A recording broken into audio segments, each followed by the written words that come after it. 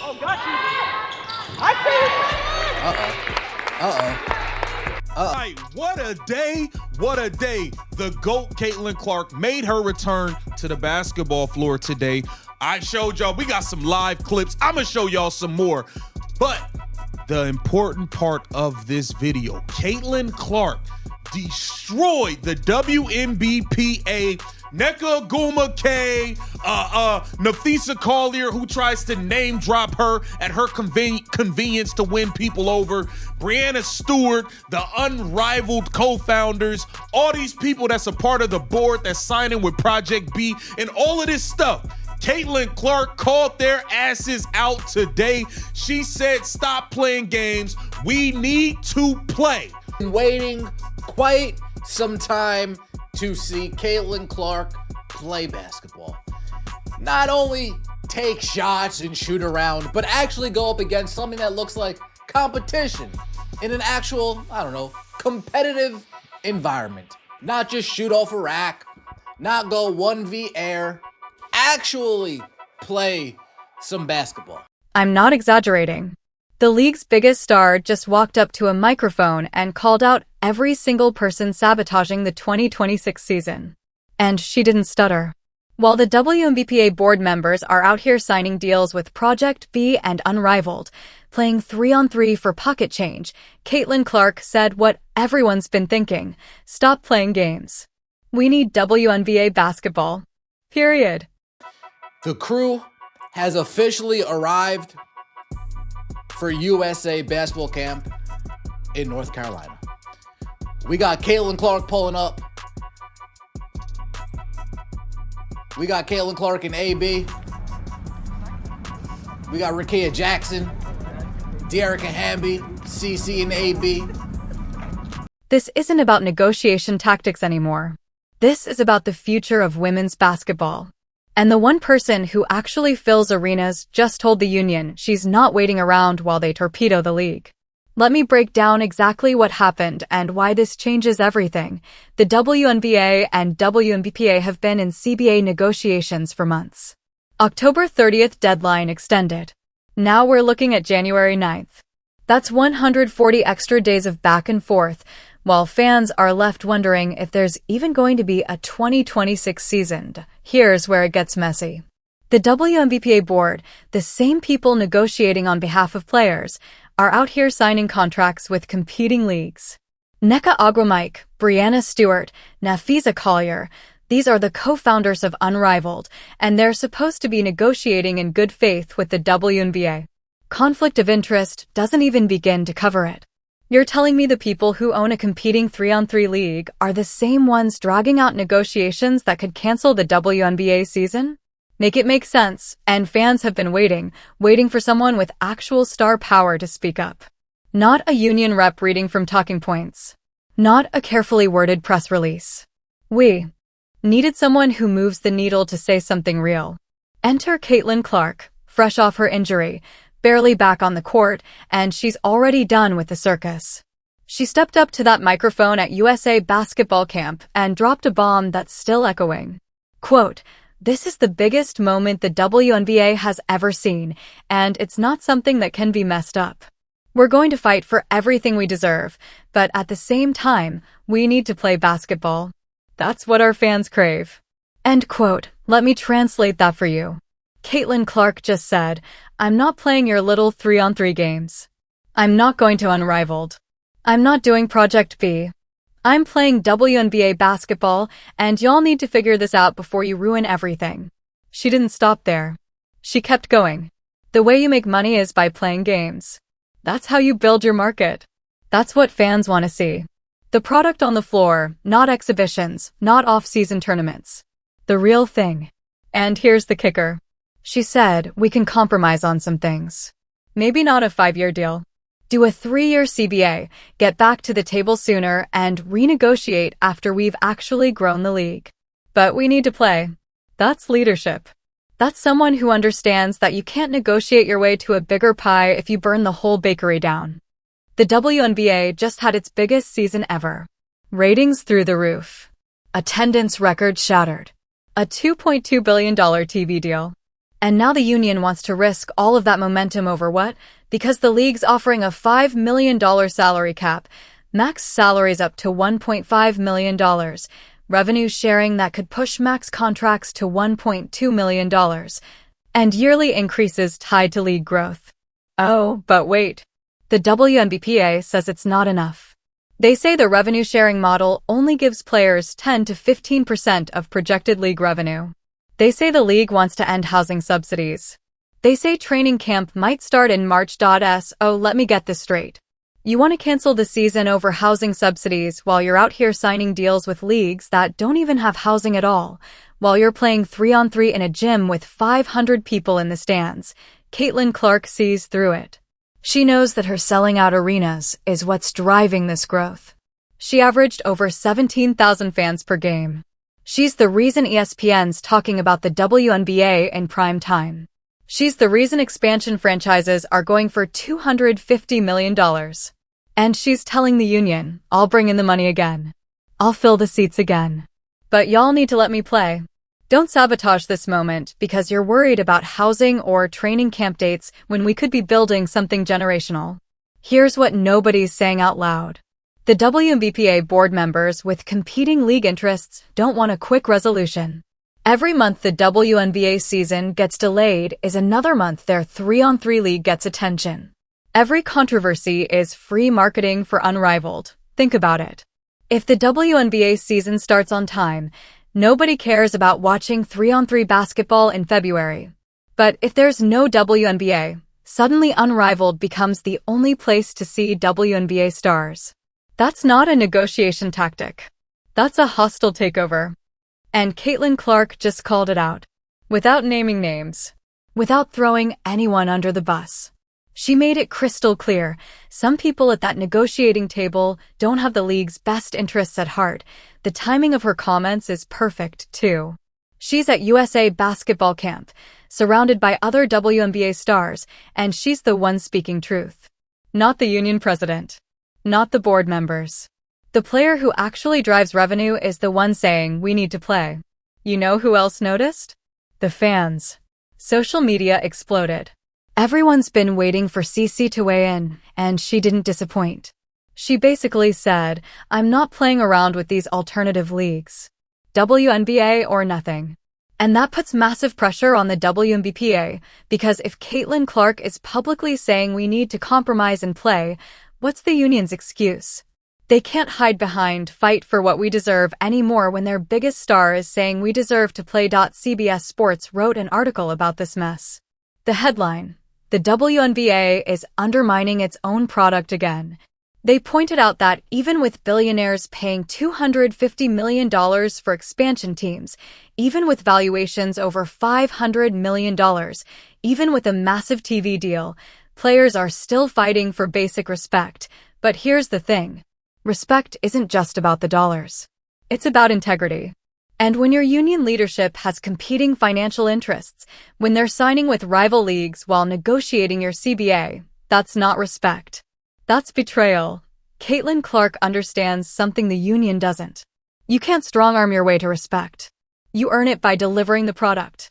You earn it by being so undeniable that the market has no choice but to pay you what you're worth. She said it herself. This is the biggest moment in WNBA history. Don't mess it up. And she's right. This is the inflection point. This is where the league either capitalizes on unprecedented momentum or shoots itself in the foot. The WNBA's offer isn't perfect. A salary cap of $5 million is still low compared to NBA standards. Revenue sharing at 10 to 15% is still below what players want. But you know what's worse than that? No season at all. Caitlin Clark gets it. She said we need to play the season. Everyone who came before us deserves that. She's thinking about the legends who built this league. She's thinking about the fans who finally started paying attention. She's thinking about the future. Meanwhile, the WBPA board is thinking about their 3-on-3 league, their side deals, and their leverage. They're playing checkers while CC's playing chess, and the chess move is simple. Play the season, dominate, and come back to the table with even more leverage. You want a better deal in 3 years? Then make the next 3 years so successful that the league has no choice but to double your salary. You want respect? Then be so valuable that losing you would collapse the entire operation. That's what Caitlin Clark is saying. I'll sell out every arena. I'll bring the ratings. I'll make sure everyone eats. But we have to actually play for that to happen. We can't eat off potential. We can't cash checks from a canceled season. And let's be real about something else. Caitlin Clark doesn't need the WNBA as much as the WNBA needs her. She could go overseas and make more money. She could do endorsements and media deals and never touch a basketball again. But she wants to play in the WNBA. That's loyalty. That's commitment to the product, and the fact that she's the one pushing for compromise while union leadership digs and tells you everything about who actually cares about the league's future. Here's another uncomfortable truth. Most WNBA players aren't Caitlin Clark. They're not Angel Reese or Paige Buchers. They need the WNBA way more than it needs them. If there's no season, most players lose their primary income source. Caitlin Clark knows that, too. She's advocating for the players who don't have the platform or the leverage. She's saying we all need to play because she understands that a canceled season hurts role players way more than it hurts stars. But the WNBA leadership, they're insulated. They have their unrivaled money. They have their endorsements. They'll be fine if the season gets delayed. Meanwhile, the rank-and-file players are sitting at home wondering if they'll have a paycheck. That's why Caitlin Clark's comments hit so hard. She's exposing the gap between union leadership and actual player interests. She's saying what bench players and role players can't say without risking their careers. The league offered yearly pay increases based on growth. That's literally what players have been asking for. You want to be tied to revenue? Cool. Here's a model that increases your salary as the league grows. But the union says it's not enough. At some point, you have to ask, what is enough? What number makes the union say yes? Because right now, it seems like there's no number. It seems like the goal is to drag this out as long as possible, and Caitlin Clark is done with that. She said, we're getting down to the wire. January 9th is coming fast. If there's no deal by then, training camp is in jeopardy. The season is in jeopardy. Everything they've built is at risk. She even offered a solution. Do a shorter CBA. 3 years instead of 5. That way, if the league continues to grow at this rate, players can renegotiate sooner and get an even better deal. That's compromise. That's pragmatic. But compromise requires both sides to give something up.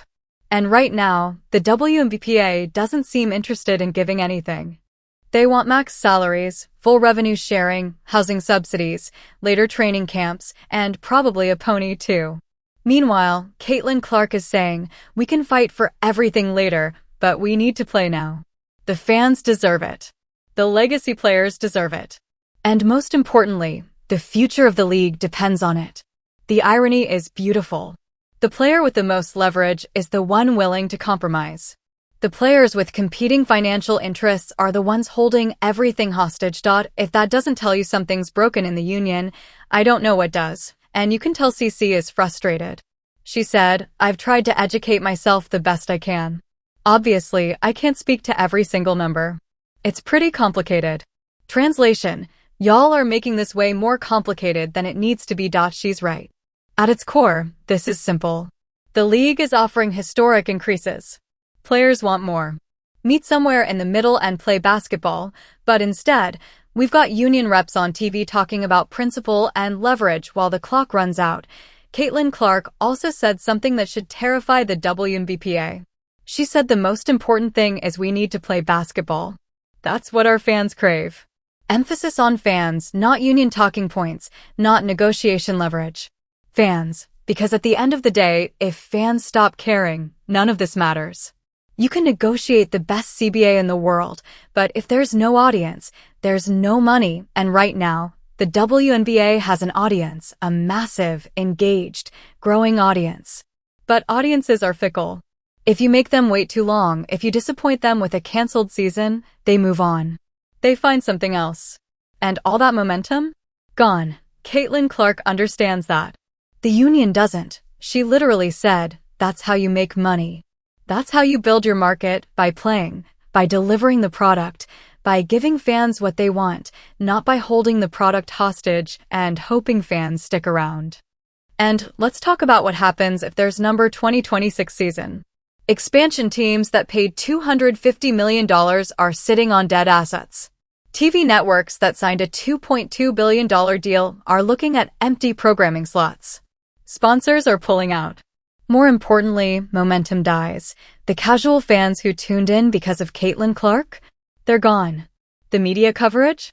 Gone. The buzz, the energy, the feeling that women's basketball was finally breaking through? All gone. That's what's at stake. And Caitlin Clark is the only person with a microphone who seems to get it. She's not thinking about the next negotiation. She's thinking about the next decade. She's thinking about building something sustainable. The WNBA is thinking about winning the battle. Caitlin Clark is thinking about winning the war, and sometimes winning the war means giving up a little ground in the battle. That's strategy. That's leadership. Here's the other thing. She's putting the union in an impossible position. If they continue to drag this out after their biggest star publicly called for compromise, they look unreasonable. They look like they're prioritizing ego over the game, and if they fold and take a deal, they have to explain why Caitlin Clark's intervention was the thing that changed their mind. Either way, they've lost the narrative. CC just checkmated them without even trying. That's what happens when you have genuine star power. Caitlin Clark doesn't need to play politics. She doesn't need to carefully word statements.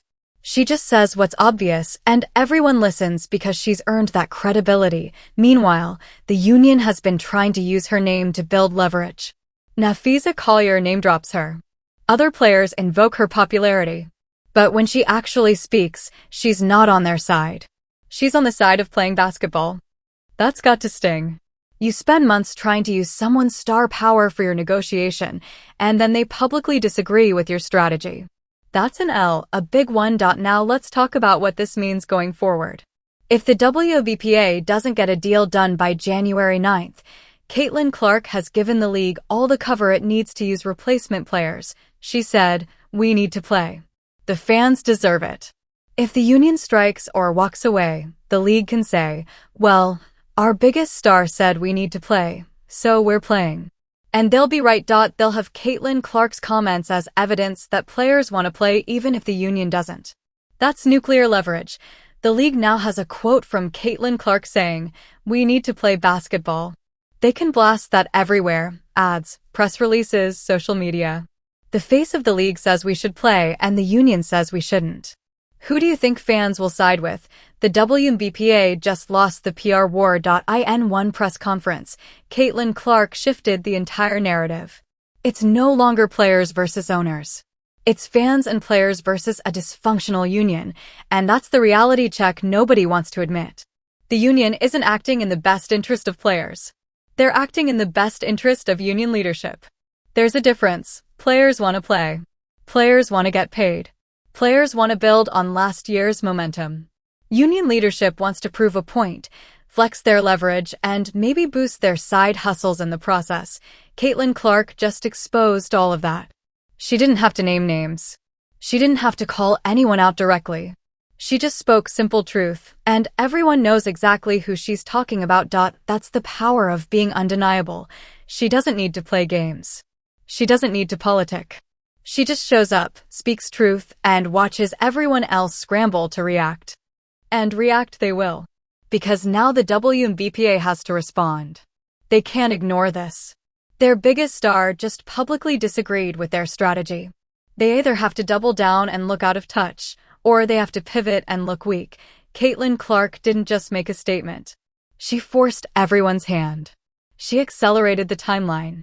She made it impossible to keep playing these games, and she did it all while sounding reasonable, mature, and focused on the right things. That's a masterclass in leadership. That's how you use your platform, not to grandstand, not to score political points, but to say what needs to be said when it needs to be said. The WNBA just witnessed a changing of the guard. The old guard wants to drag out negotiations and play leverage games.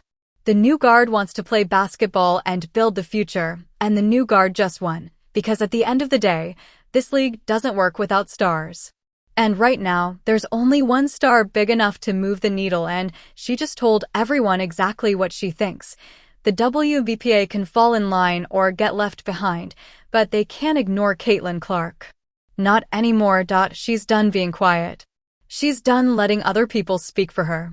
She's speaking for herself now, and what she's saying is simple. Stop playing games. We need to play basketball. The fans deserve it. The league deserves it. And anyone standing in the way of that needs to move. That's your reality check. The WNBA's biggest moment is here, and the league's biggest star just told everyone to stop screwing it up. Now let's see if anyone's actually listening. Drop a comment and let me know, is Caitlin Clark right to call out the union, or should players hold the line no matter what? Because this debate is just getting started, and I've got a feeling we're about to see exactly who really cares about women's basketball.